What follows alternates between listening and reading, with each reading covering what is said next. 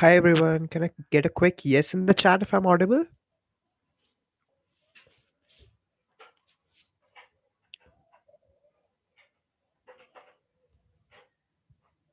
Okay, perfect. So we will be beginning in another 5 minutes. We're just waiting for some more people to join.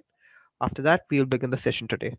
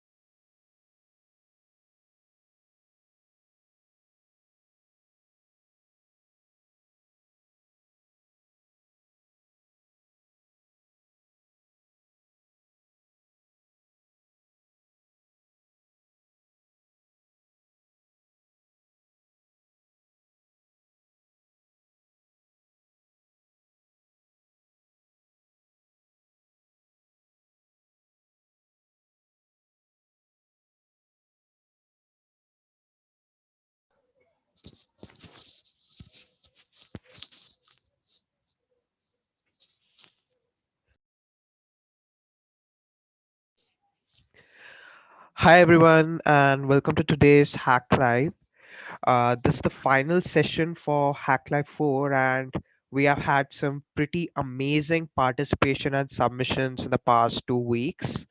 So thanks to the entire community for the enthusiasm. So before beginning, I would like to set a few administrative contexts. So number one, if you have any questions during this hack live, you can ask in the Q&A section. Please do not ask in the chats as it is a little difficult for us to track all the questions down there. Then secondly, if you are facing any audio issues or video streaming issues on Zoom, you can view the same on our YouTube channel. We are streaming it live there also. Then coming to the presentation by the winners, we will be calling out the names, and you can send a hi on the chat. We'll add you as a panelist, and you can share your screen and solution there. So now handing the stage over to Nikhil. Okay, hello everyone. I'm happy that we had a nice participation from everyone, and many of you have agreed to present your solution to the community, which is very wonderful. So you learn from the community and you give back to the community, so it's amazing. So what we will have now is that we have around 7 people who are willing to share the solution. So uh, firstly, I'll give a bit of introduction to the problem. So if some people who are new can get an idea of what the problem is, and then we'll be calling out the presenters. So as Abhiraj had already said, you can just give a hi on the chat section, and then we'll hand the control over to you. So yeah, one more thing. You can do something like you can give a quick introduction about yourself, or say what do you do in data science, or say how did you start data science competitions, and then you can present your solution. And finally, if you want to give some tips to all of us, you can do that. Okay. And I request everyone not to take more than 15 to 20 minutes, as we have 7 people who are presenting. And yes, if you have any questions for anyone who is presenting, you can obviously put it in the QA section. Okay. So yeah, let's begin. I'll start sharing my screen. Okay. Yeah. Yeah. Hopefully everyone can see my screen right now. Okay. Yeah. So basically, the problem that we had was to present to predict the future stock prices. So we had around 103 different stocks, right? And for each of the stocks, we had multiple features. So we had obviously the date for which we wanted to predict the closing price. So we had the closing price of for the training data from 2017 January to 2019 October. And then we had features say such as the opening price of the stock, the high price of the stock, the low price of the stock, as well as the closing price of the stock for all these dates. Also, we had two other features, one of which was a holiday. So holiday basically told you whether that day was a holiday or not. And then we had another feature which was unpredictability score. So yeah, so unpredictability score basically told you how volatile the stock is. Okay, and for the test data, we only had the date, holiday, and unpredictability score. Okay, yeah. So okay, yeah. And we had to predict the stock prices 2 months in advance for 103 different stocks. So our training data as well as the test data was composed of 103 different stocks for which we had all the given features and needed to predict. Okay, just a second. Yeah, okay. So someone has a doubt, what is the target variable? So target variable is nothing but the closing price of the stock, right? So what was the last price that a given stock was traded for in a given day, right? So for the target variable, you need to predict it 2 months in advance. So it's basically a kind of a time series problem where you have historical data of the 103 different stocks, and you need to predict the stock prices 2 months in advance. Okay, yeah, I hope your doubt is cleared. So we went through some basic EDA and saw some plots for different stocks, right? So yeah, and then we built some baseline models using the median, and we built a simple like GBM model to see how you can build the same using gradient boosting. Okay, so yeah, without wasting further time, since we have many people who want to present, what we will do is we will hand the control over to the participants. Okay, so just a minute, let me see who we have first on the list. Okay, yeah. So is Melita here? Melita, can you give a? Okay, someone has a question. Okay, so we'll take one question from Sandeep. So what's the question? And I request everyone to put the question in the Q&A section. So till then, Melita, can you give a quick shout out in the chat section?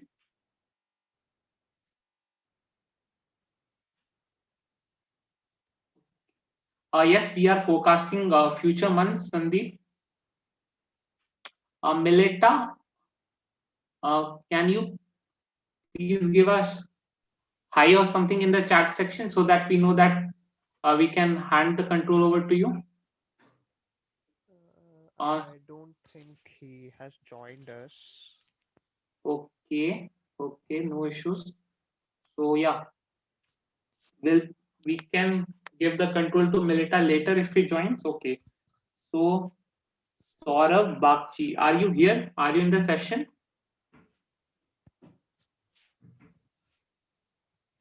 Yes. Okay. So Saurav is in the section. In the Yeah, session. I'm Sorry. adding him. Yeah. So can you please add Saurav as a host? Okay. Someone also had a question. So will the codes be shared at the end of the session? Yes, the codes will be shared at the end of the session. Yes. Okay. Okay. Yeah.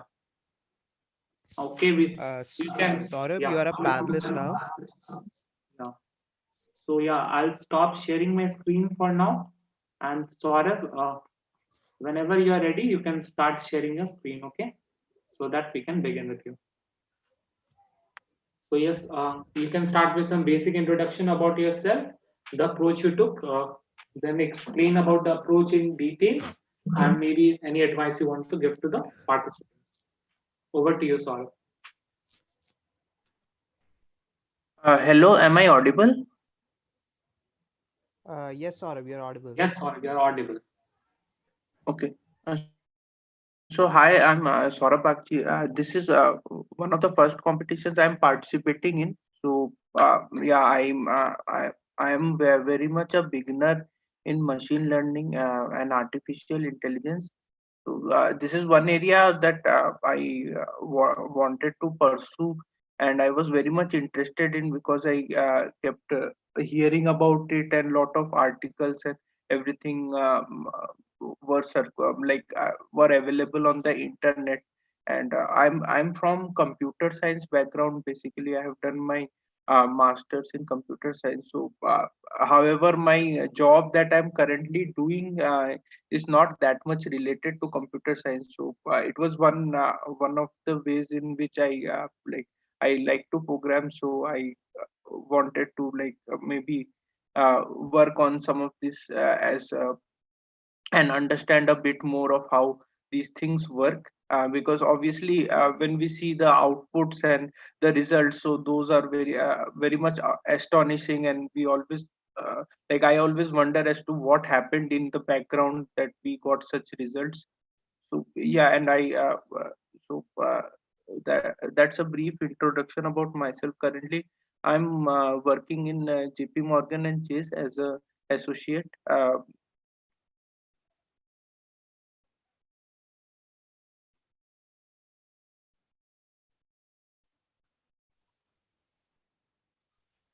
Yeah, I can. Yes, Saurav, that was a wonderful introduction. Can you please begin talking about your solution? Yeah, basically when I looked at the problem, so at the that we had to predict the stock prices, the closing rate of the stock prices. So thought that this is related to something like a time series sort of a thing. So maybe any of the time series algorithms can help out here. So in time series we have different algorithms like simple moving average, and then there is Holt Winters method, there is exponential smoothing, there is Holt methods also. Then there are some advanced algorithms like Arima model, and then we have Sarimax and all. So my main intention was to use one of these time series models and try to understand if that would give a good result in forecasting what is happening over here. So ultimately, like looking at the results and the maps, uh, i uh, I found that Arima is giving good results, but as we can see, there are certain exogenous variables, and by exogenous I mean some variables that are there in the test data, which are there apart from the original variable itself, which in this case was holiday, and I think the unpredictability score. So then on Arima, apart from Arima, we have to use the exogenous as well. So it became a Sarimax, which is available in Python. So what I tried to do in this was I used Sarimax, and most of the effort was around like tuning the parameters and trying to understand whether we are getting a good model with some of the tuned parameters. So I can like briefly share my screen and show in Google Colabs the code that I have. Yes, Saurav, that will be wonderful. Yeah. Please.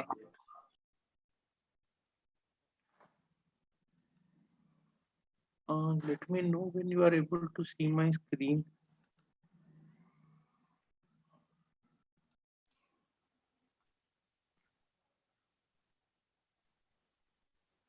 Saurav, yes, we'll tell you if we are able to see your screen. Yes, Saurav, we can see your screen right now. Okay.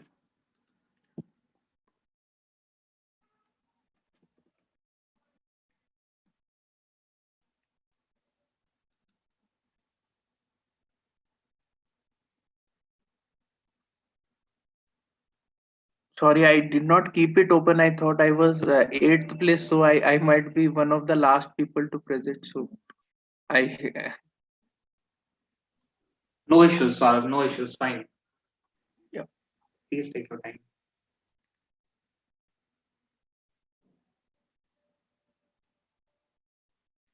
Yeah. Is the collab sheet visible? Yes, Saurav, your screen is visible to all of us. Uh, Please walk us through your solution.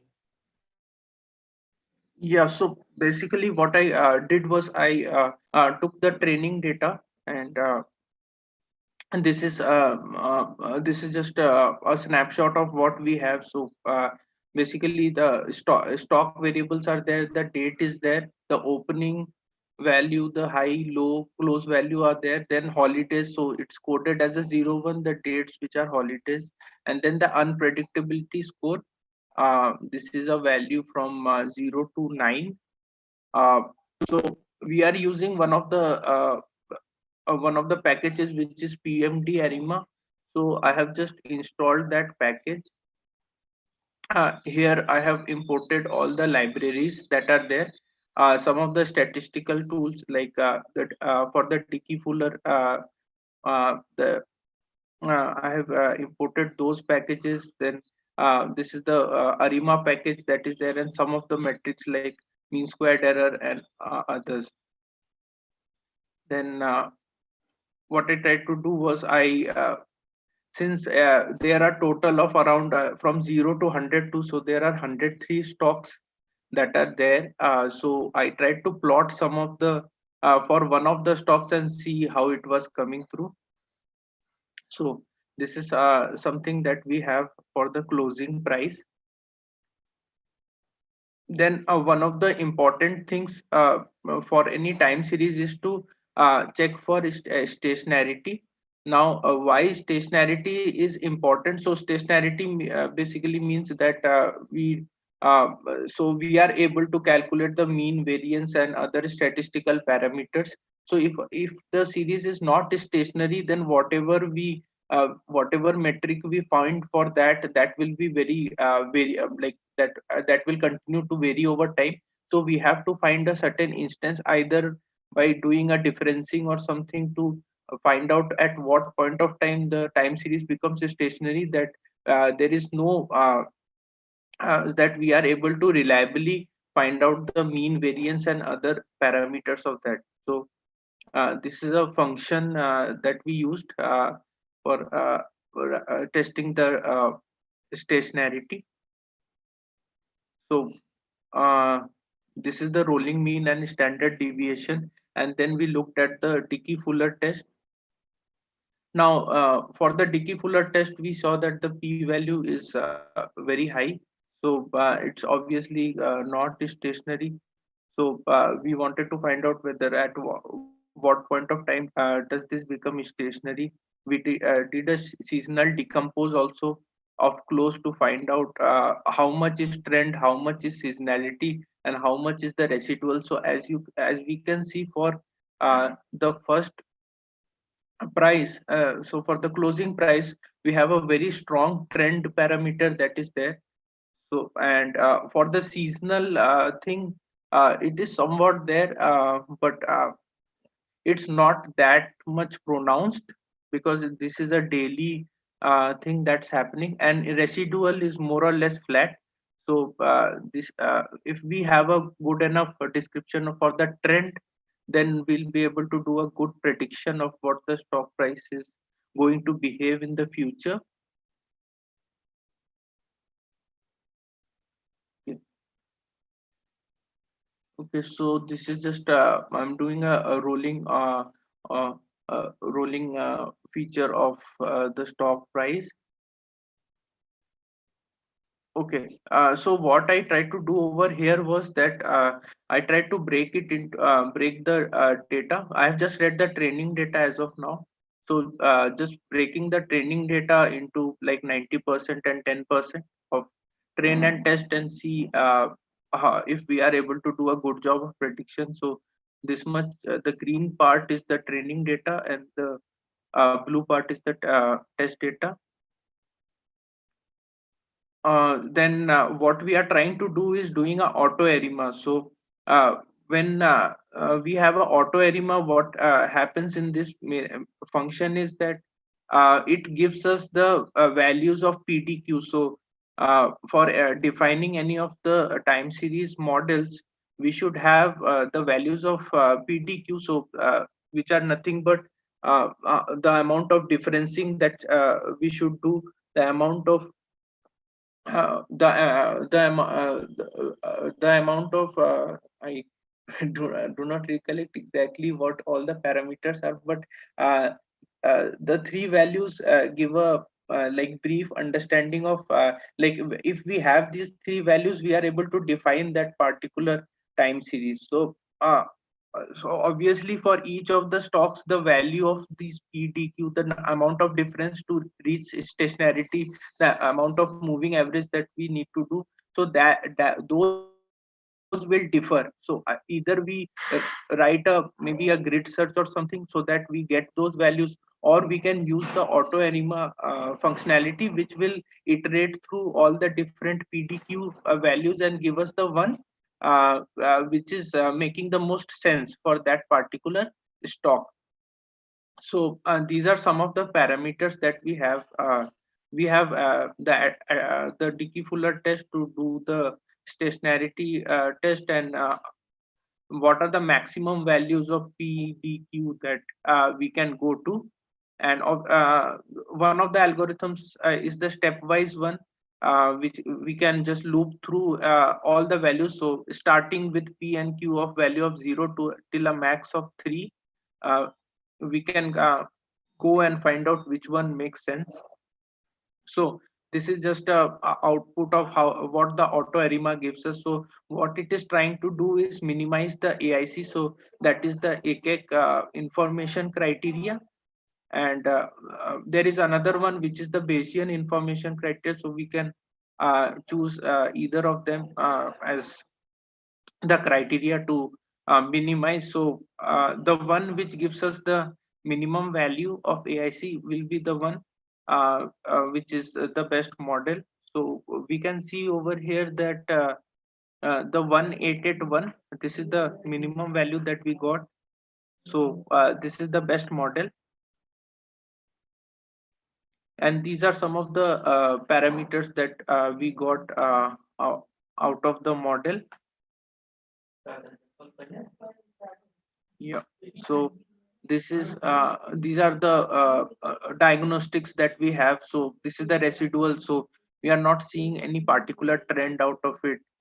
Then this is the histogram of the density function. This is the quantile plot. We can see that most of it is looking fine. We of the correllogram, which gives us how much these errors are correlated, those are also looking fine. So finally what we do is, based on the best model, we do a arima, and we look at the fitted summary. Then now, since as I had mentioned earlier, we have exogenous variables also. So that's why we go for Sarimax. So what Sarimax does is, apart from the uh, time series univariate variable that we have, which is closed, we also have the exog variable, which is nothing but the exogenous variable that we need for our model. There are other functionalities, so we can specify what is the order, whether we want to enforce invertibility or stationarity or not. And uh, uh, and we can like play around with these. There are so these are some of the parameters that are there for the model. uh, so these are just, I'm trying to print and see what the values were coming. I would come to the main part here. Yeah, so this is the main part that we were trying. So basically I have written a for loop. So from 0 till how many stocks we have. Then I am creating a data frame for one of the stocks, and then I am running the auto arima model for that particular stock with some of the values. I have kept a out of sample size of 250. So for each of the stocks, we had around 700 odd observations. So I tried to play around with 10%, 20% also. So that was also one of the ways. And then there are some other parameters as well. Then finally, we have the exogenous, that is the holiday as well as the unpredictability score. Once we have the variables, we can use that in our order. So basically the model auto arima, using this get params, will get the order. And once we have the order for that, then these are some of the parameters. So in trend, basically we can give a CCTT or CTT. So basically so this means that it's a constant plus the trend, as we had seen in the graphs, that there is a very strong trend component that is there. So that's why we chose the trend equal to CT. um, Enforce invertibility as false. So this makes the model a bit more this makes each of the models a bit more I would say flexible, because it's not always possible to obtain a, matrix inverse for this solution. So that's why I kept it as false. Stationarity, obviously, we can keep as true, because then the whatever variance, whatever mean and other stochastic factors that we find, those will be more predictable. Then we have the model fit. So there are a lot of methods that are out there. There is the Powell method, there is Nelson Mead method, and others. So I tried different methods. Powell was giving a better fit, so I tried to keep that. Okay, and then finally, once this model was there, then I used the test data, did the forecasting on the test data, and uh, then I have just kept a data frame. So basically I have taken the forecast and I have just appended it. So as we required in the output, we have to have the id as well as the close. So I have just created a data frame, and since this is a loop, I am just appending one by one in the forecast. And so this is just the output that we are getting. So it has run through everything, and finally um, I am doing this. I am doing the export of this, so that I am keeping index as false, so that we do not get that extra column for index. We get only the ID and the close, which are required for upload for submission. And yeah, this is how I ran. So there is not much that I did in terms of like feature engineering and others, because I tried log transformation. I tried some of the like min max scaling and others, but those did not give me too much of a lift in terms of accuracy. So that's why I kept it simple. So I just ran the Sarimax model in a loop, and I just experimented with whatever parameters we had.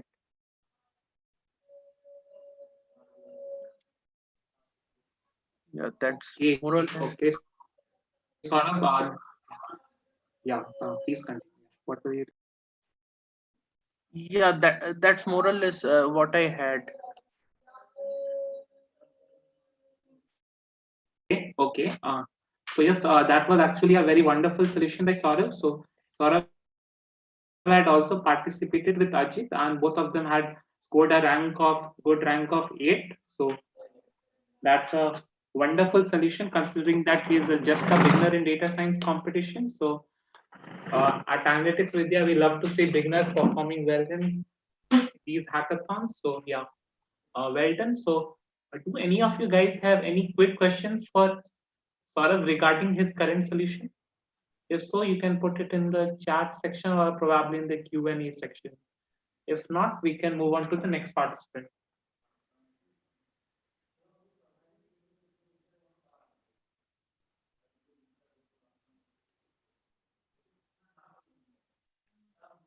Okay, okay, fine. Yeah, I guess there's no questions for Saurav.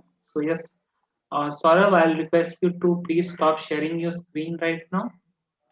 Sure. Okay, yeah. So yeah, thank you once again. So Thanks. next up, we will have Brooklyn Santosh. So Brooklyn Santosh, are you here? If so, you can give a shout out in the chat section. A quick hi will work. Hi, I'm Brooklyn. Am I Brooklyn audible? Santosh, are you here? Yeah, perfect, perfect. Yeah. So you can begin sharing your screen. Okay. Over to you, Brooklyn. Thank you.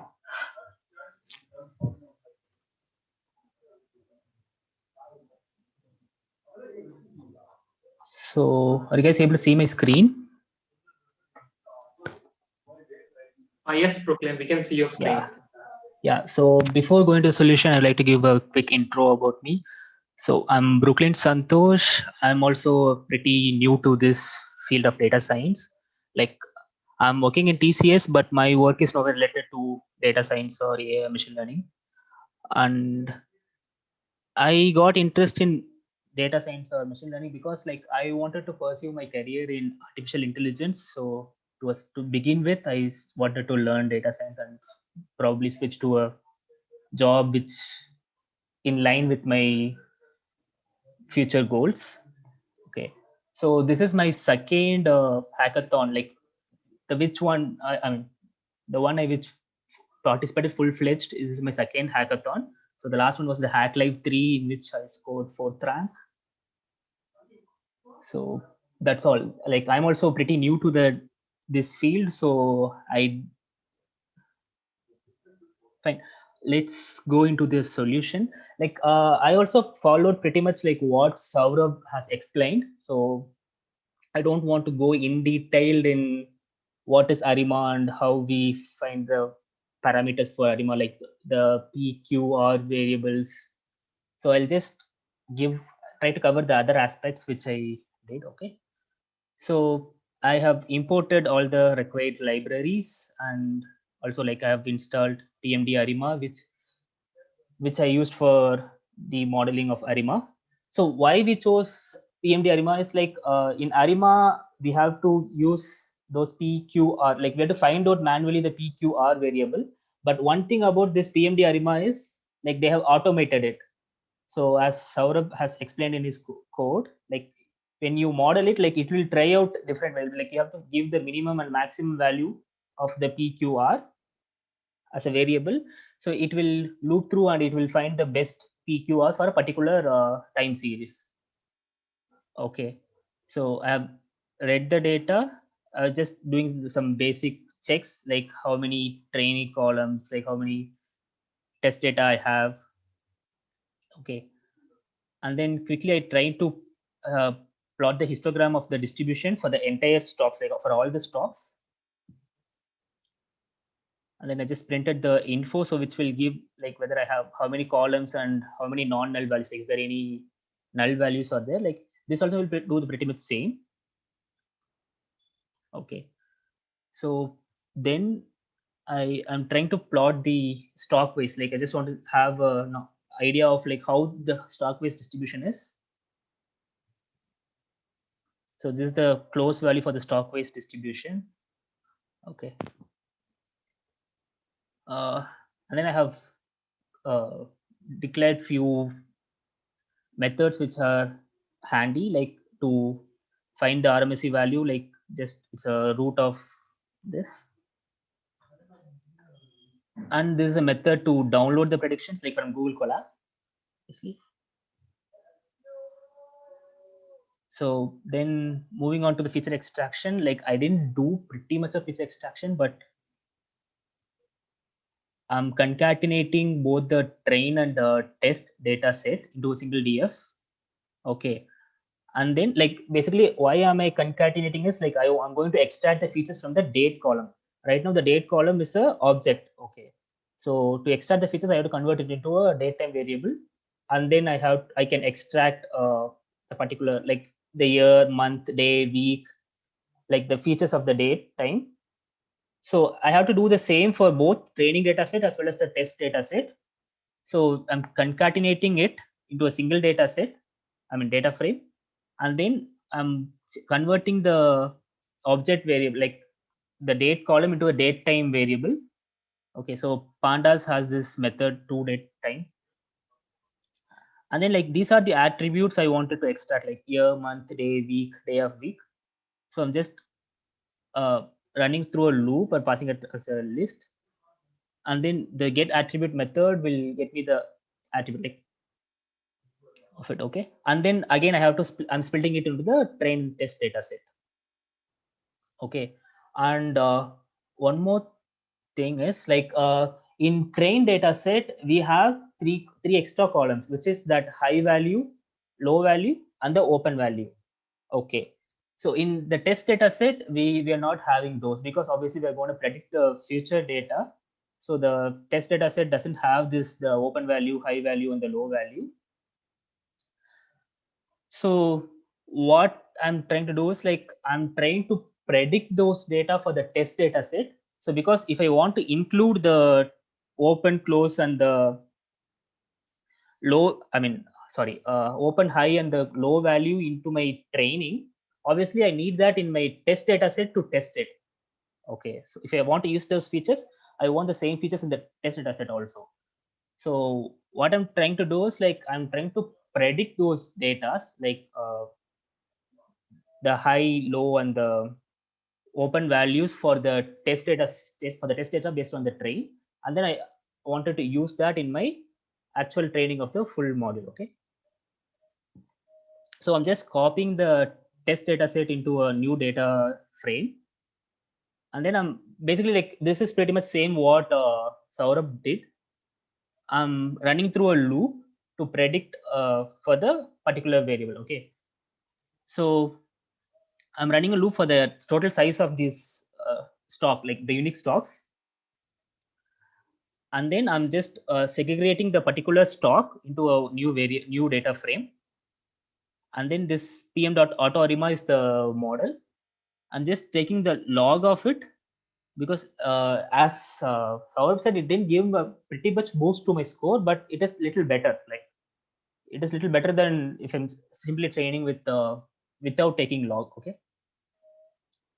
And then as he said, test is an ADF test, like Dickey Fuller test, and then the maximum p value, maximum q value. Okay. So and then like once the model is trained on the particular data set, I'm trying to predict for the future 41. Like for every stock, the test data set contains 41 predictions.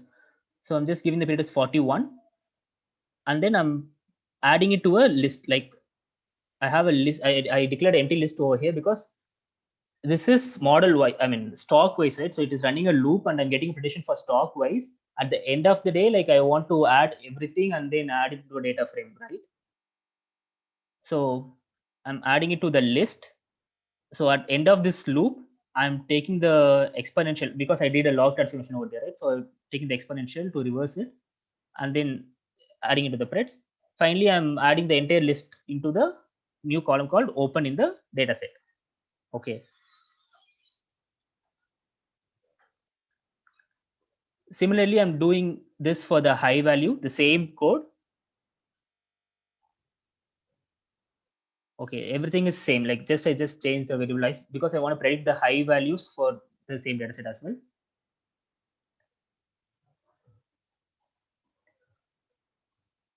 And then this is the same code for the low column as well. Okay. So I have okay. Then now I just wanted to as decompose these and see the trend, seasonality, residuals. Is there anything for this time series?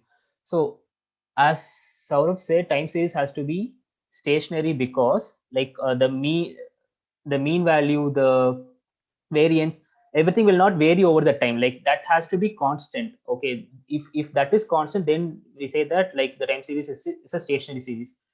The stationary series will provide, it's easy to, I mean it's better to make the series into stationary so that the predictions will have a better score.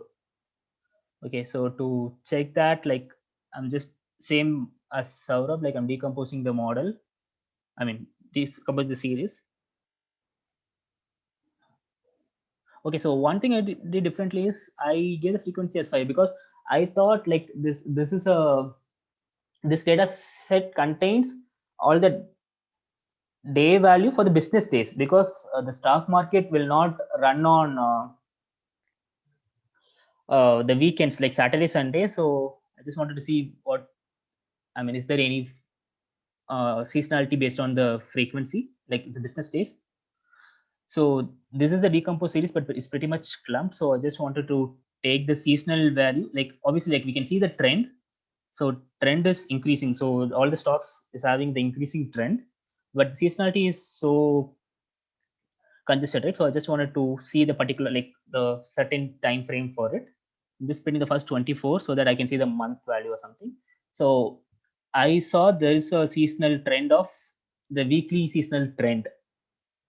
Okay, so that's why in feature extraction also I gave seasonal as true and m value as 5.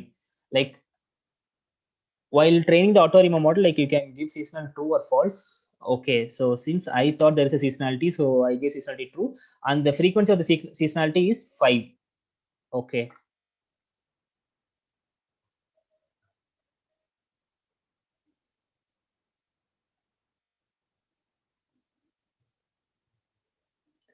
Okay, so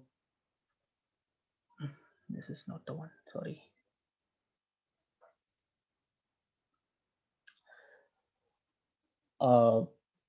And then like so now I have predicted the high, low, and then the open value for my test data set as well. Now I wanted to use the Facebook's profit model to predict for the close value. Okay, so I have imported the profit model, and in the same for loop structure. Okay, so here in training stock, like I'm looping through my main train data set. Okay, for the n unique values. So I'm segregating for a stock the date, close, open, high, and the low value. Okay, and this profit has one thing that the date value has the column name as ds, and the my y value, the prediction I'm going to make, has to be renamed as y. So I'm just renaming based on the requirement, and then I'm just taking the log for each value, like taking a log for the train, open, high, and low, and then I'm replacing it in the same column names. Okay, and then I'm initiating the model invisible to profit, and here, like, I have created that high, low, and open, right? So I saw that, like, there is a high correlation between these three values with the close value, the one which we are going to predict. So I'm adding these columns as a regressor. So basically, in Facebook profit, like, you can, I mean, it's a time series forecasting model, but in that, if you want to add any columns or any, I mean, if you think that this is any column which is highly correlated with the prediction you are going to make with the target column, we can add it as a regressor, so that it's like you are forecasting the time series with this, I mean, and also you're training with this regressors. Okay, so I'm adding those regressors, I mean, the columns as regressor, and then I'm fitting my model. So to predict the future value, you have to make a future data frame. Like, this is also a requirement in profit. So there is a method called make future data frame. Again, like, we have to give the number of periods and the frequency of the dates which you want to create. So since we have all the business dates, like the stock market won't run on the I mean, Saturday, Sundays. So I'm giving frequency as B, and the number of periods is 41. So this is my future data frame. And so the shape of the future data frame, like, as I have given the periods 41, so the future data frame will contain the past data plus the future data. Okay, so it will have the entire train data set plus the prediction which I am going to make. So the next month's data as well. So in this future data frame, like, I want to add the regressors what I have created. Okay, so this future data frame will contain only the dates. Okay, so I wanted to add these open, high, low, because I have given this as a regressors. So what I'm doing is I'm taking the open value from the train data set, as well as the predicted open value from the test data set, and then I'm resetting the index, I'm adding it to the future data frame. Similarly, I'm doing for the high value and the low value. Okay, since while training we have taken the log for it, so while prediction also we need log, so I'm taking log of it. Okay, so now our future data frame is ready, so I'm going to forecast. So I'm using the model.predict and give the data frame. So it would have predict the, I mean, all the prediction will be in the forecast, and the prediction column name is y hat in the forecast data set. Like, it will be, I mean, by default it will be like that. And I want the last 41 of it, because as I told you, right, like, the future data frame will have the entire training and the test data, and our interest is the prediction. So the last 41 column is our predictions. So I'm just taking the last 41, I'm putting into a list, and then I'm adding it to the empty list. Okay, so since it is going to run for all the stocks individually, like, iterate through all the stocks, I'll add it to the main list, like, after every iteration, and then taking the exponential of it, and I'm downloading it. Like I'm just passing this to the download threads. Download prediction is nothing but like it will take the data set, I mean the column, I mean the list, and then add it to the submission and then download it via Google Colab. Okay, so this is what I have done for this competition. Like I have tried many other methods, but this is the one which gave me the best output for my, I mean, this is the best submission I have made. So that's it. Yeah. So thank you, Brooklyn. That was another wonderful solution for our community. So I'm glad you came here, took some time out, and shared it with everyone. Okay. So Santosh had received a rank of 7th on the leaderboard, which is quite good considering he's just a beginner. Okay. So yeah, next up we have Chandrasekhar. So Chandrasekhar has received a rank of 6th on the leaderboard. So Chandrasekhar, are you here? Can you give a quick hi on the chat section or maybe on the mic? Okay, I'm stopping my screen share. Yeah, sure. Please do that.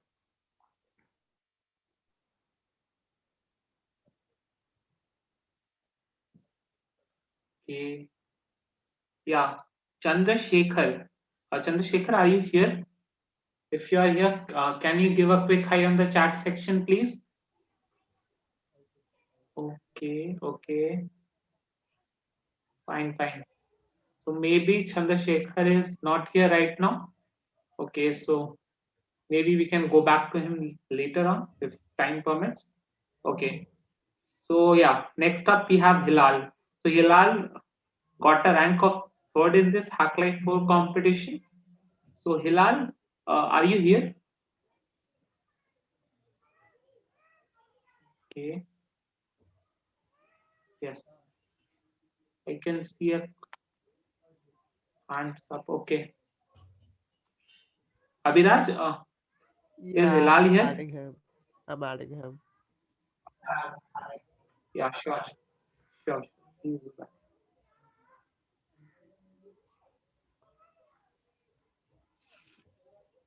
Okay, Hilal is with us now.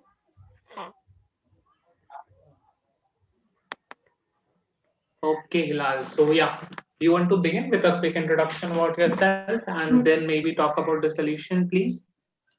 Hello, I'm Hilal Yılmaz. I'm a PhD industrial engineering student. Right now, I'm working on my PhD, and I'm actually kind of new to this artificial intelligence and machine learning, and this is my first contest, so I'm a bit excited. Mostly, the approach I use for this is kind of similar to the other models of the other participants. So let me just skip on to my screen, if it's okay.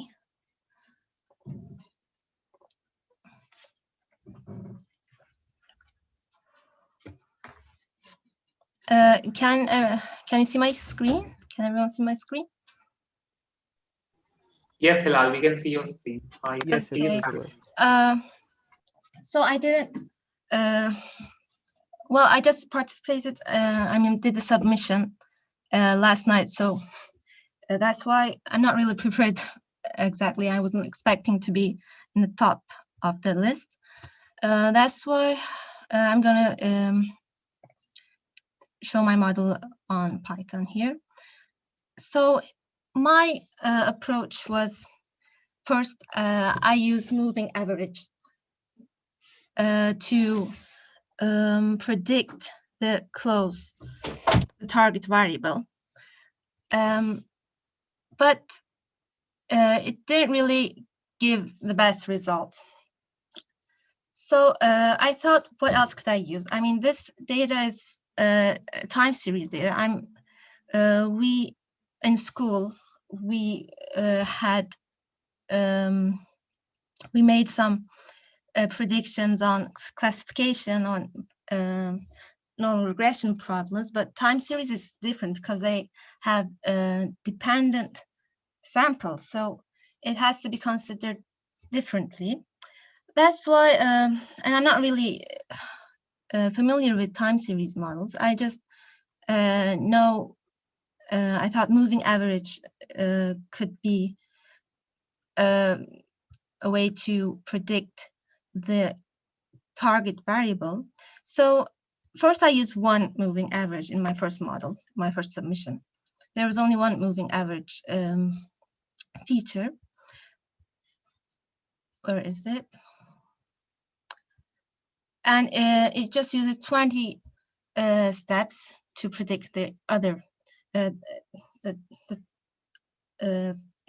feature, the future prediction. So after I thought, what else can I add to my data frame? And I thought, let me come here.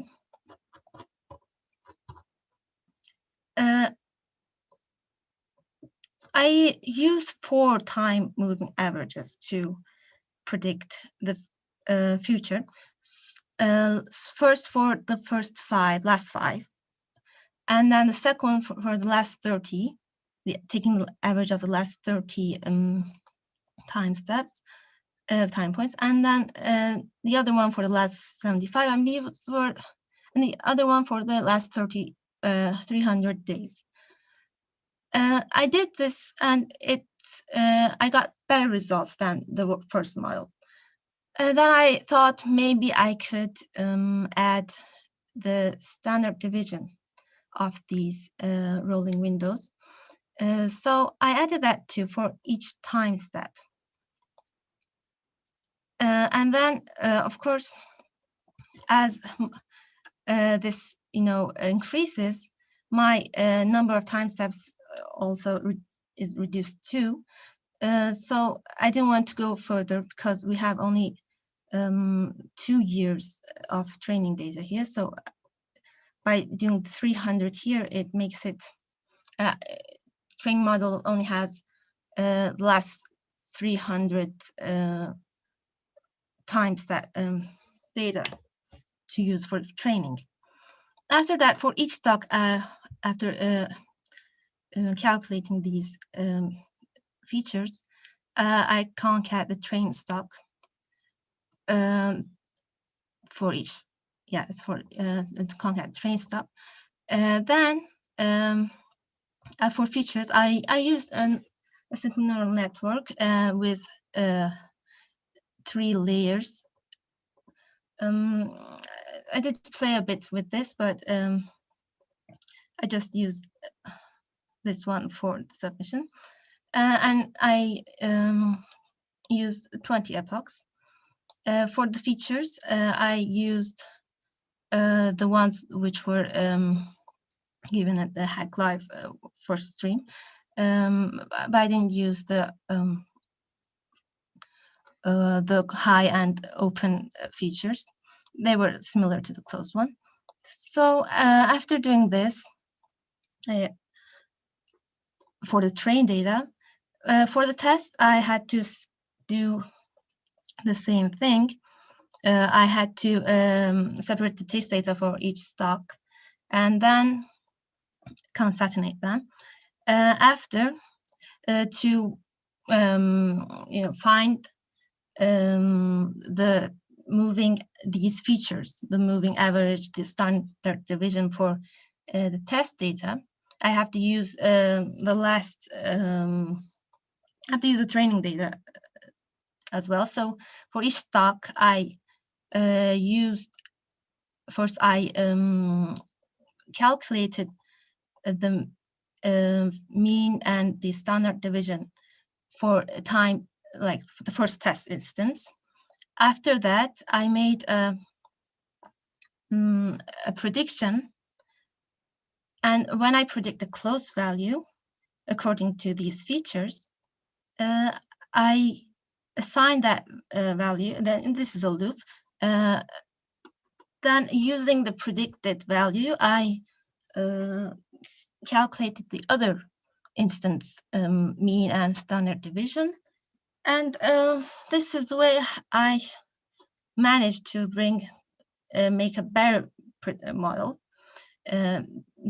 The submission score of this one was higher than the other ones, but this model, I mean, this code does not have much feature engineering. I mean, after seeing better results, I thought maybe I could use some like it didn't scale the data.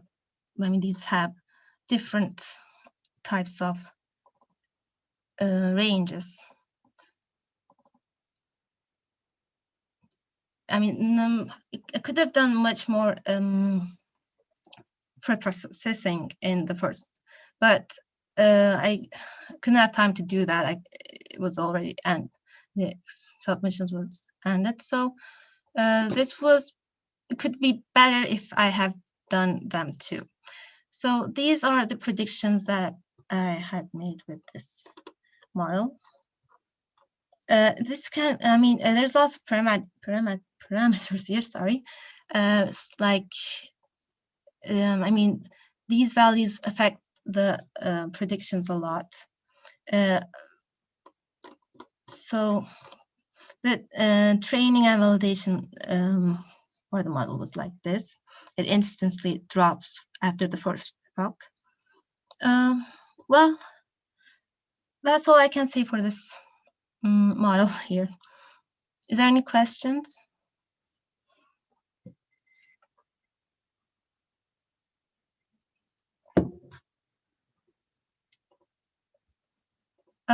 I can't hear anyone. Yes. Okay. I don't think there are any questions from anyone here. So, guys, if you have any questions for Hilal, you can post it in the chat section. Okay, someone had a question. So, I think you can see the chat section, Hilal. So, Ajit is This one. asking, how did you use features in neural network? I used, I mean, which features? These are the features I use in the model: the stock number, the holiday, and then the predictability score, and the other time features with, and these are the ones I added: the moving average, the standard deviation for each moving rolling window. I mean, I did this to make the model understand what has happened in the past, thinking average in a long, more wider range.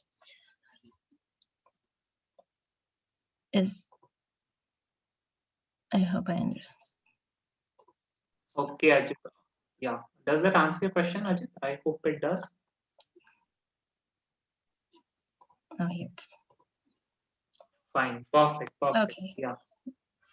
Yeah. Yeah.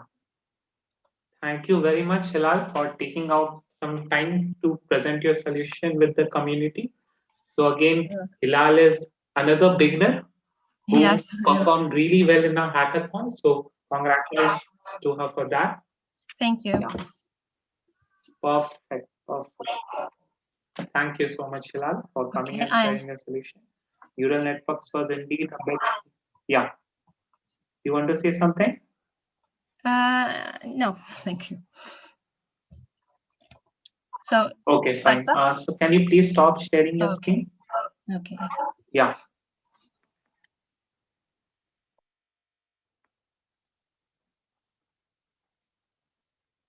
Okay, so is Chandrasekhar here yet?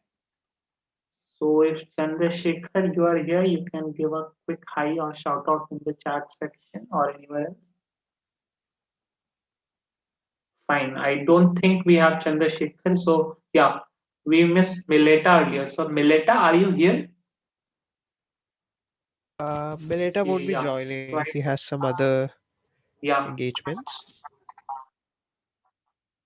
Sure. Okay, so we'll keep his solution at the end.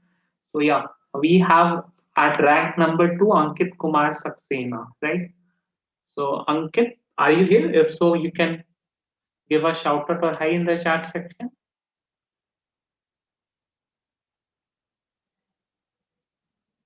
Okay, yes, Ankit is here, right? Yeah, So Aviraj, can you? just a Thank you second. very much.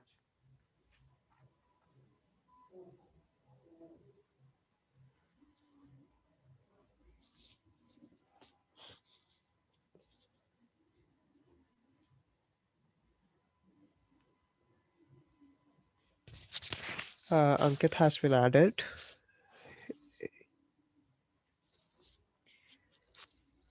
Okay, hi Ankit.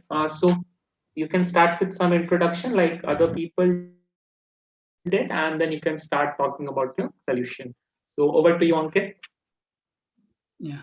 So hello everybody. Am I audible to everyone? Yes, Ankit, you are audible. Yes, Yeah. Ankit. So basically, I've graduated last year, and currently I'm a software engineer at Barclays. So so I will move on to the problem. So basically, this is a time series problem, and I've not worked much on a time series before. And I started this I started this competition very late also. So I did not have much confidence to experiment on that traditional time series algorithm and go into the depth of it. But I do have confidence in deep learning. So I have approached it via applying the sequential algorithm for getting the results for this problem. So first I saw that notebook said in the first live session in which light GBM was used. So I saw the result, and there were suggestions as well, like what algorithms we could use later to improve our performance. So there was the mention of FB Prophet. So I started from FB Prophet, and here you could see, first of all, I have tried using uh, applying FB Prophet. So this one is this. Sorry. Okay. So in FB Prophet, basically that was a univariate time series product prediction algorithm mainly, but we can use other variables as well. Here you could see. Uh, sorry.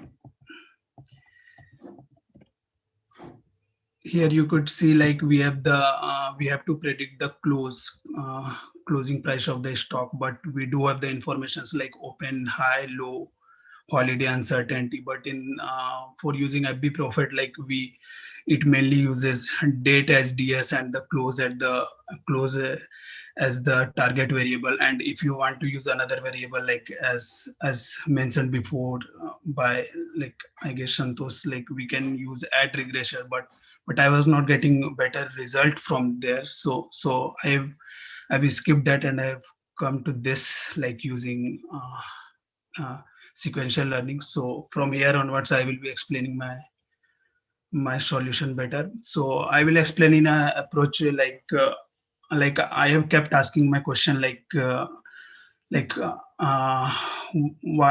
what is the way to go forward. Like, first of all, this is the final notebook, but I will try to explain how I approached. So first, at the first time, I tried to use only this close column as my predictor variable. I have taken this variable and I've left everything out, and I have used for here we have about 103 stocks. So at the first step, I treated every stock differently. So I had one model for the first stock and the another model for different stocks. So in that way, I had 103 sequential model. So very first, I used this one for time steps, last 2 months time steps to predict the next 41. So here I could try to explain how I did that. So, okay. So here basically I will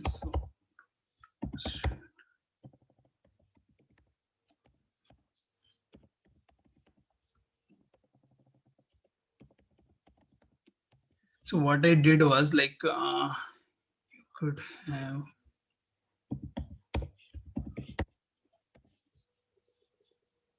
sorry for delay. I'm just trying to explain my initial approach, then I will come to the final one.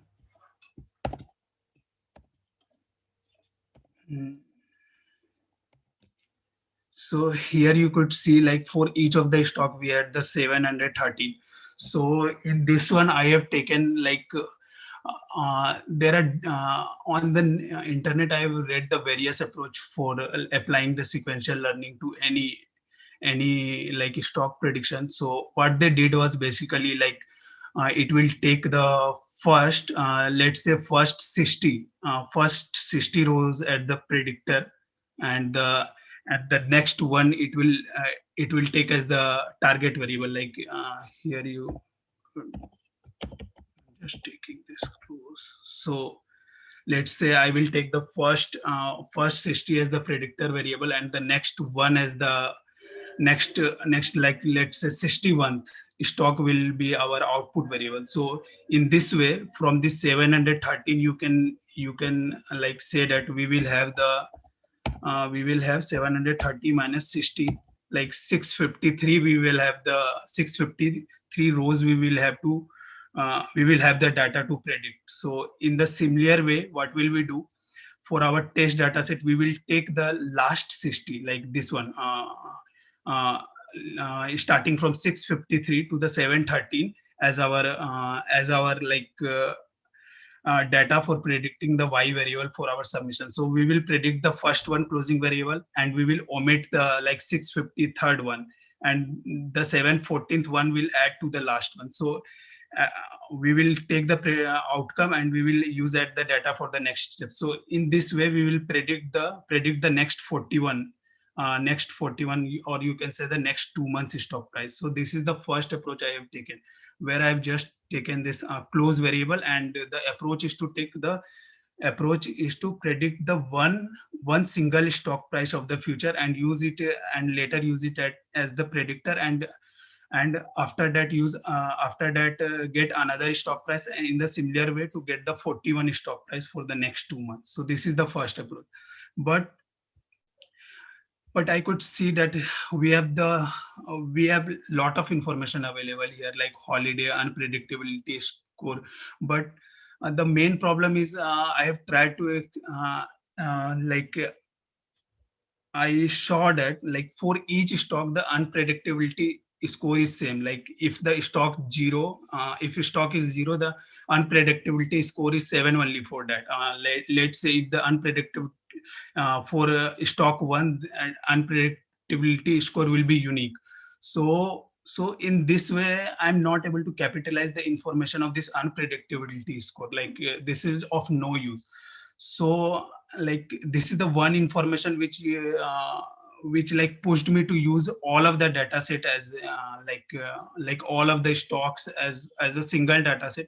But like using all of the stocks as a single data set, like it contradicts my opinion also. Like there stocks like stocks can be of different kinds, and the high and the close, like my intuition was not allowing me to do that. But this pushed me to do that later words, like to use all of the data set, like all of the stocks as the single data set.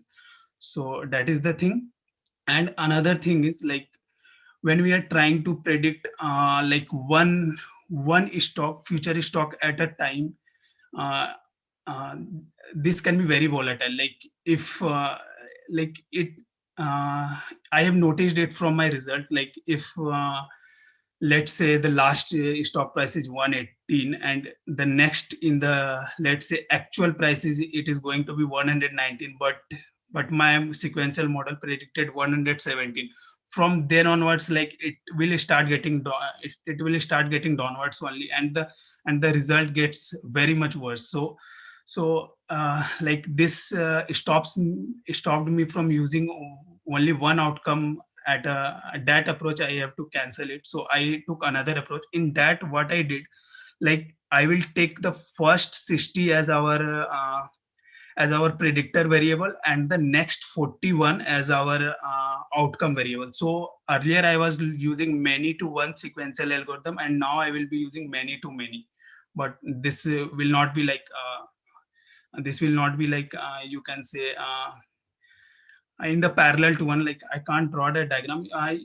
If you remember the transformer structure, like encoder decoder, it is similar to that. Like here I will have uh, here I will have like first 60 as the input, and the next 41 as the output. In this way, uh, now I will have data for the each stock 653 minus 41 as well. Like for the last 41 we don't have data, like 713 minus 41.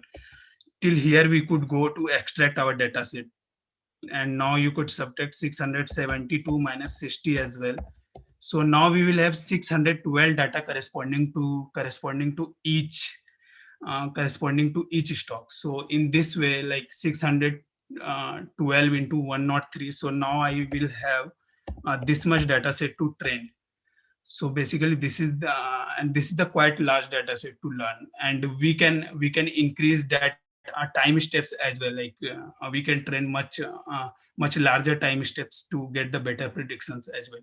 So this is one of the things.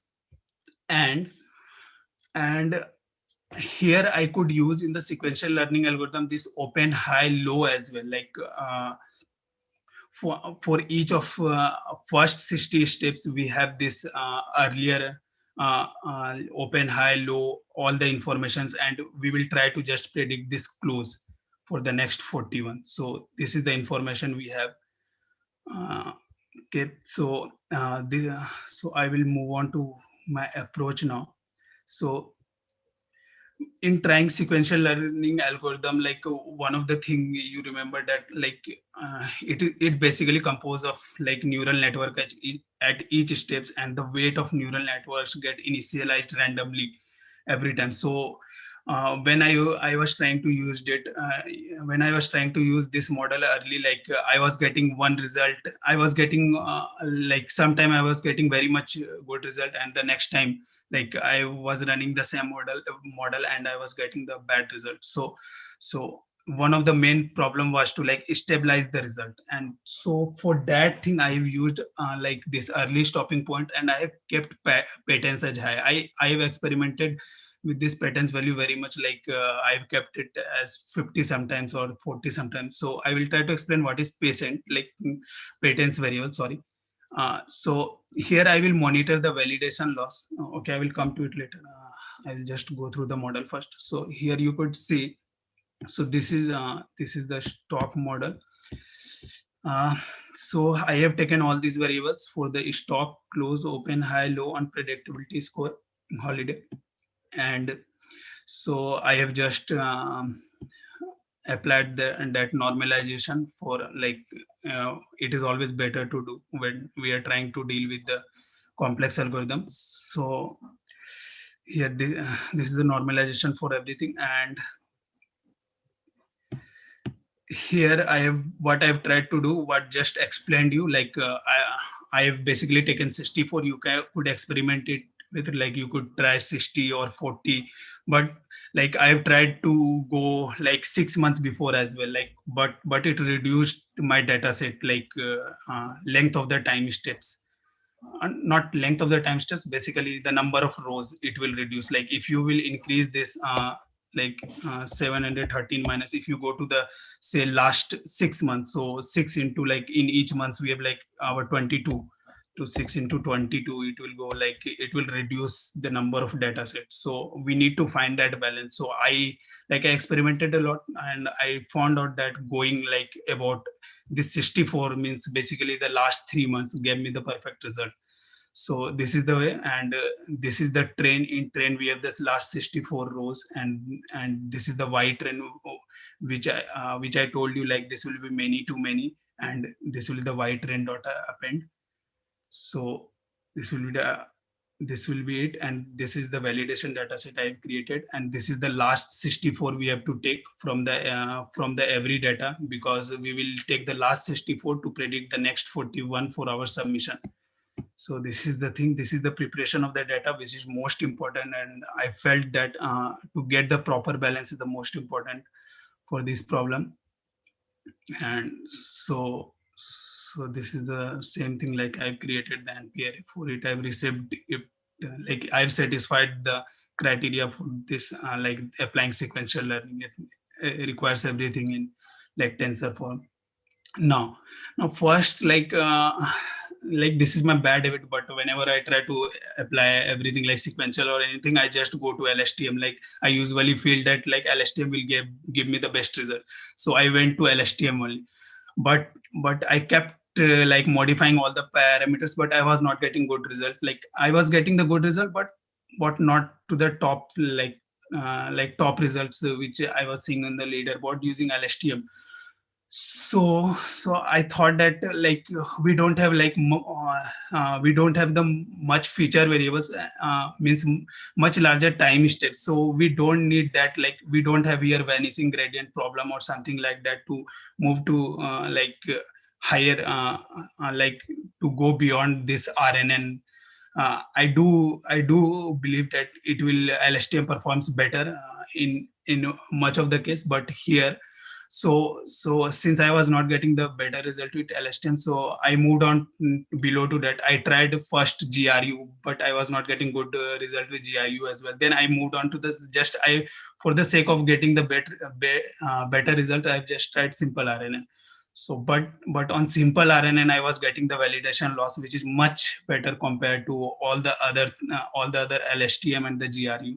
So what I kind of got intuition from it, like for this simple, since we are using only 60 steps beyond, only 64 time steps earlier, we are not like, we don't really need that input gets forget gets kind of things for this problem, and much simpler model is performing well for this problem.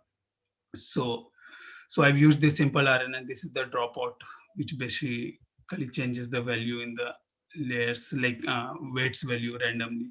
So I've used this two, like two simple rn and one top of the another, and I've used the many to one approach. So this is the loss will be the mean squared error, and I've experimented with this batch size. Like I have tried to keep it smaller. Like I've read it, like if you try to keep it small, like it will give the better result, but it may overfit. But I was not getting the better result on batch size, keeping it smaller. So I kept increasing it, and I find the optimum balance with the, like, in the range of 200 to 250. So I've kept it as 250, 200, and epochs is the 200.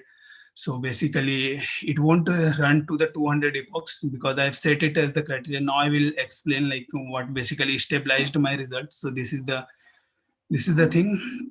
So see, here you could see this is the validation loss. It will I am saving my best model, like for each epoch it will calculate the training loss as well as the validation loss.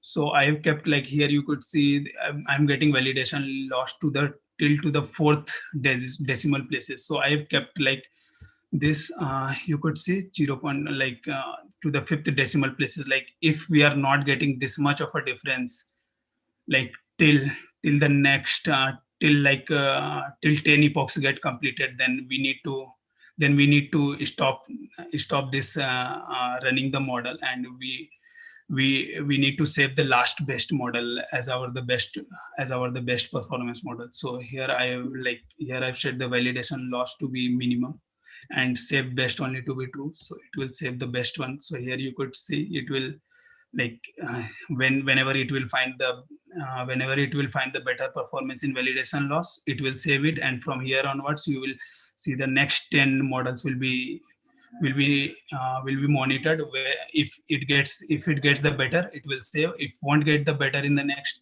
10, it will stop and we will get the best model. So kept it kept giving the better results. So here finally, like, it did not improve for the last 10 epochs. So I got the better results at like 0.0021 as the validation loss. So this is the so this way I got for this problem, I basically first time I have encountered that simple RNN was performing better than that LSTM. But so that's all. I've read about the traditional approaches, arima and all, but I was not confident on it.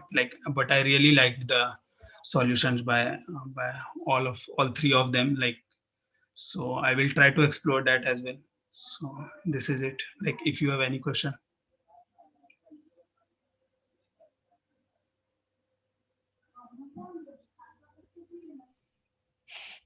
Okay, Ankit, I guess Hilal has a question from the chat section. So Hilal is asking, are the losses calculated based on the scale data or on the original data? I did.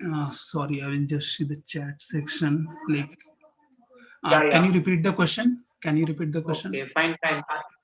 Yeah, repeat the question for you. So Hilal is asking, Yeah. are the losses calculated based on the scale data or on the original data itself? Losses are basically calculated on the scale data only. So basically, I'm just comparing the losses like on the previous steps, like on which steps we are getting the losses, like on which steps we are getting the minimum loss. So uh, I don't have that intention to to get that in terms of the actual data. I do experimented a lot and try to get the information in terms of RMSE as well. Here you could calculate for the each model, like you could, sorry, not for this model, not for like each model, not each model. You can get in terms of that in that scale. Like you could inverse transform for the prediction. You could see I've got the model and I've got the prediction. Here I've got the prediction, but it is the scaled prediction, like normalized, and I have inverse transformed using the scalar close. So I got that result. So loss is not getting calculated in that scale. Is that answer your question?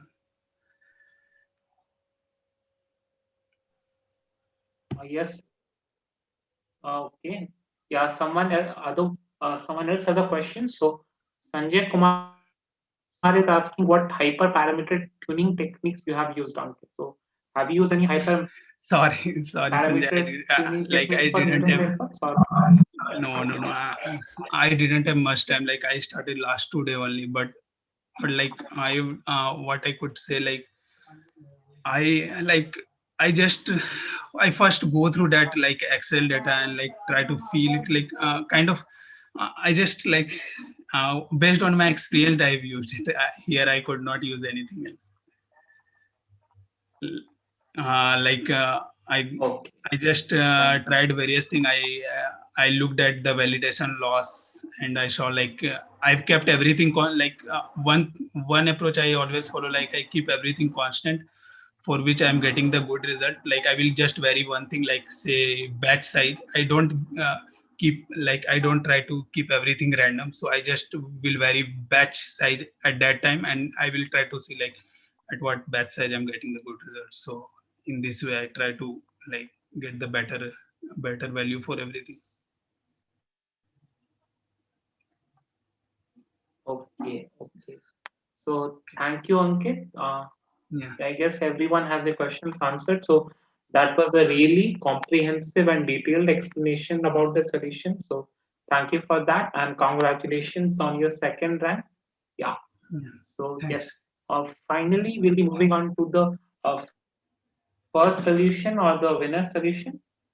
Okay. So is Rafael Piccola available? I can see he's in the attendees list, Viraj. So Rafael, are you available?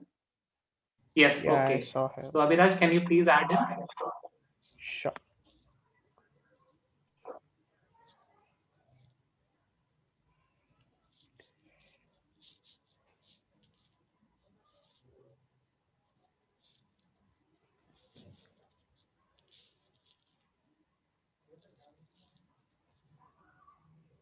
He's there with us.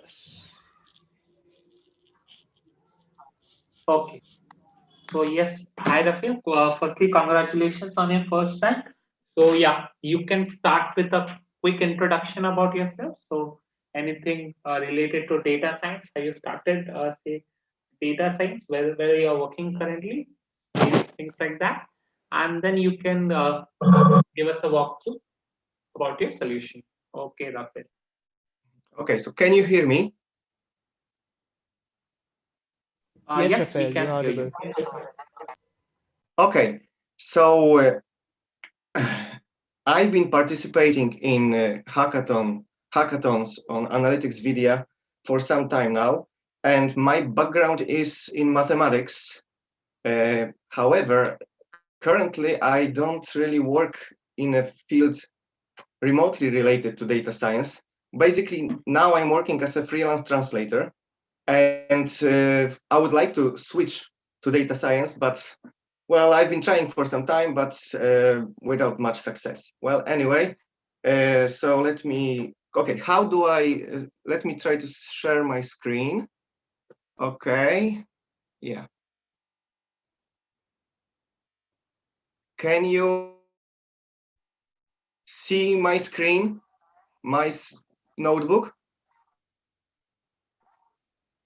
If you Yes, can, Rafael, we can see your okay, notebook and your thank screen. you. Good. So for this competition, we know it was a time series, right? We have some quick look into our data frame. And as it was already mentioned, the unpredictability score is constant for a given stock. So I basically didn't include that. And I also didn't include the opening price, the high and low price. I just concentrated on the close price and that's it. Okay, and about the holiday feature, I will mention something about it later. Okay, so after standard transforming of our data, right, date column into a proper date time format.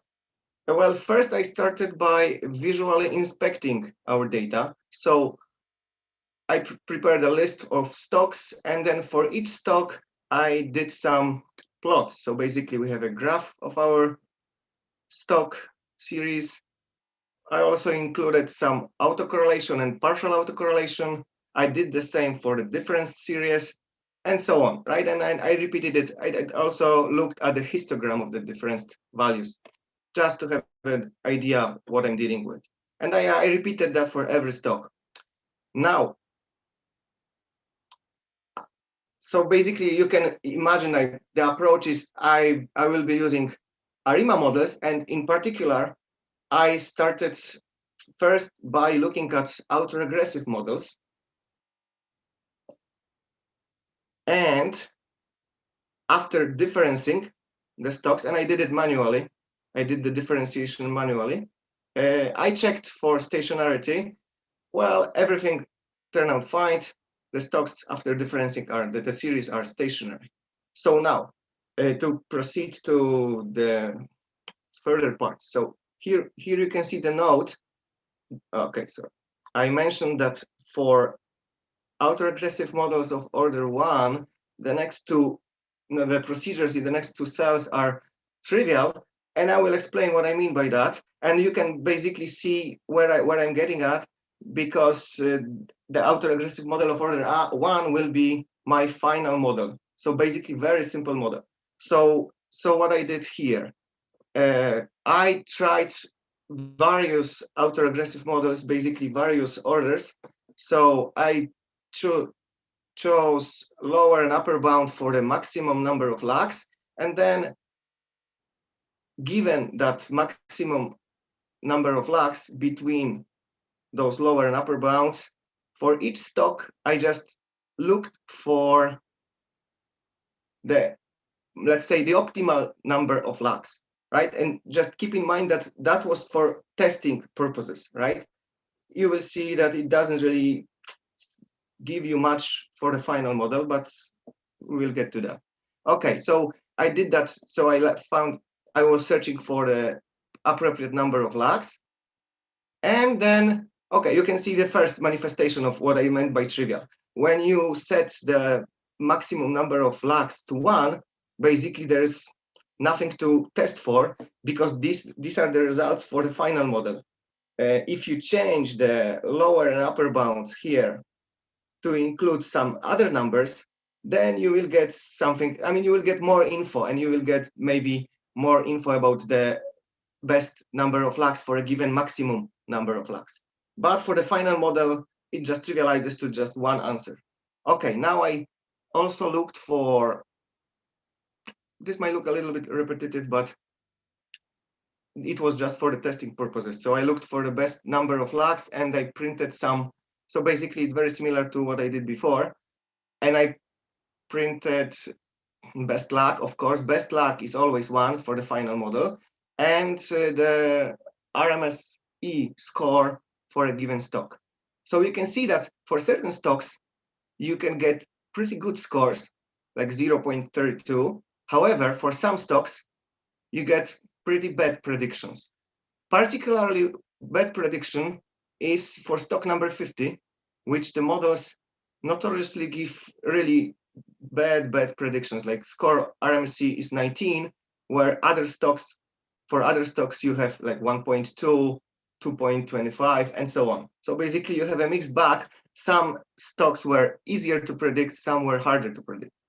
Okay, I also should have mentioned that the test framework that I was using was to separate the data into train and test set in such a way that for the test set, I took the last 41 observations, and for the train set, I took everything that every other observation, right? Why 41 observations? Because that was the number of observations in the test sets that we were given, right? It was divided, the test sets that we were given were divided into 2 months, November, December, and it's totaled to 41 observations per stock. That's why this number, 41. Okay, so, and then you have another manifestation of the triviality of those testing procedures for the final set, because when you have the autoaggressive model of order 1, then the best number of lags per stock is always 1, right? If you increase the number, you can get other, maybe more optimized values. However, and this is important here, when I was doing my testing, I noticed that when you decrease the order of your models, the maximum allowed order of your models, the score on the leaderboard, the public score, improved. So basically, I was afraid to include higher orders because I was afraid that the model would just overfit, right, to the noise. That's why I decided to use autoaggressive model of order 1, because it was giving the best scores. Okay, now for the predictions. So here we can talk a little bit about the exogenous data. So basically the holiday data. You can hear, I included some options. So the option to add or not add the holiday data, and the same thing for the log transformation. Like I tested several combinations of these, and these gave me the best results for the public score. So basically apply log transform to the original series and then differentiate. So you can see it here, right? Okay, so I have some conditions here, right? Conditions depending on whether you use the log transform or not. If you use it, apply the log to the series, and then finally, when you're done with that, differentiate the series, right? And also the same thing here. If you decide to use the exogenous data, in this case, the holiday data, then I have a part here that explains, right, that adds this, the exogenous data, the holiday data, and in the model, you can it basically is constructed in such a way that if it's none, the model accepts none and doesn't do anything with the exogenous data. And if it's something of appropriate form, the model just use it, right? So basically I tested those combinations, and here you just have predictions, and finally when you compute the actual predicted values, you have to reverse the differencing. So basically that's what I do here, right? That's what's inside. It's reversing the differencing of the stock. And if you use the log, then of course you have to apply the exponential function. If you don't use, then you don't have to, right? But basically the reversal of differencing is the most important thing. And finally, when you are done with that, you just compute the predictions, right? And as I mentioned, this combination of parameters gave me the best public score. However, I noticed, because now when the competition is over, the private scores are available. I noticed that actually the holiday data improved the private score. So basically it was a little bit, well, you can think about it maybe this way. Maybe December has more holidays and they're more important, right? They have more influence on the price of the stock. So basically maybe for November, the holiday data are not that important, and the model didn't really pick up on that. But for December, apparently they are more important, and the model with holiday data is better than the model without the holiday data. Even though the public score says otherwise, the private score is what matters. So anyway, so that's the interesting observation here, that sometimes the best model on the public leaderboard may not be the best on the private leaderboard. Okay, so when I'm done with that, though, basically I prepare my submission, and that's it. So that's my final answer, right? Okay. So are there any questions? I don't. Okay, so does anyone have any questions for Rafael? You can put it in the chat section or in the QA section, please.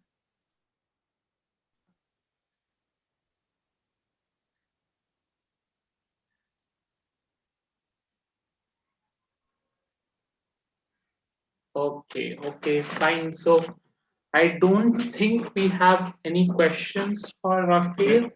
So yes, Rafael, yes. Yeah, someone has a question. So Hilal is asking. Okay, yeah. I'll answer Hilal's question, but Himanshu is asking, is auto-regressive model similar to ARIMA? Well, yeah. So autoregressive model is basically the AR part of ARIMA, because ARIMA is autoregressive integrated moving average model. So our autoregressive model is just basically a simplified version of ARIMA, where the AR is autoregressive, MA is moving average, and that I in the middle is for integrated, which basically means that you apply differentiation at the appropriate number of time. So I did the differentiation by hand. That's why I didn't use ARIMA, I just used the autoregressive model. Okay, fine, perfect. So I'll answer the other questions. So yes. Okay. So does anyone have any other questions? Yes.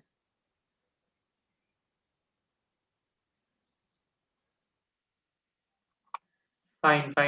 So yeah, congratulations once again, Rafael, for achieving the first rank and taking out some time to explain this wonderful solution to us. So you gave us you want to tell something else? Well, so basically, no, I'm at this moment I'm done. So should I stop sharing my screen? Yes. Please stop sharing your screen. That will be wonderful. Okay. Yeah. Okay. Yeah. So that was an interesting insight. Yes. So just to answer Hilal's question, so Hilal had a question. So what is private score and public score. So I guess it is your first hackathon, Hilal. So data science hackathon. So mostly in data science hackathons, to prevent leaderboard overfitting, what the competition organizers do is they divide the test data into two parts, right? So the first part is the public part. So during the course of the competition or where the competition is live, you see your scores on only a certain part of the data set or the test data set or the public part, right? But when the competition ends, the rest of the test data set scores constitute your final score, and that is your private score. So your final leaderboard rankings are based on your private score, right? So why this is done? Again, it's just so that people don't resort to load leaderboard overfitting. Okay. Yes.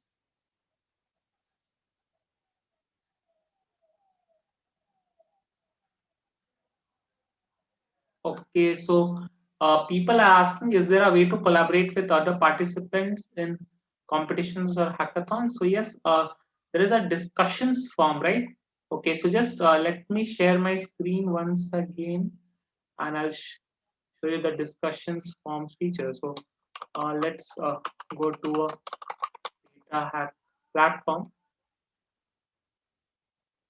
Okay, so yeah, uh, let's take any previous hackathon. So right, okay, so if we click on HackLive 4, we see there's a discuss tab, right? So for every hackathon, you have this discuss tab. So if you want someone to team up with you, you can put it in the discussion tab itself, right? So what is your background, what kind of team you're interested in, things like that, and you can put it in the discussion form and people can,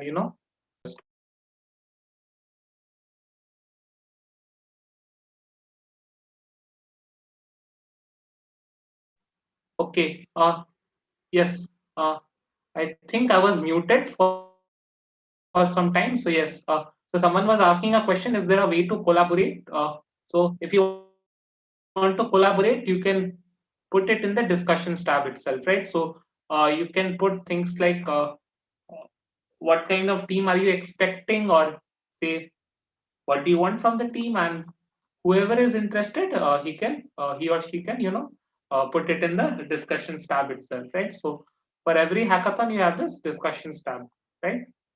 Uh, okay, yes, I guess we, yes, we are at the end of this session. So yes, once again, congratulations to everyone who got a chance to present their solution and shared their solutions with the wonderful analytics with the community that we have. Okay, yes. So yeah, we will be ending this session now. If you don't have any other questions, so if you guys have any other questions, you can put it in the chat section itself, or we will be ending this session. Yes, yeah, one more thing. So we will be sharing with you the solution. So all the people who have presented their solution. So if you haven't shared your code already with us, we'll request you to please do it so that uh, the solutions that you presented today, people can actually benefit from it. And once the solutions are shared with us, we'll be mailing you the solutions. Okay. So don't worry about that part. So yes. Okay, fine. We'll be ending this session now. Okay. Everyone, have a good Sunday. Bye bye.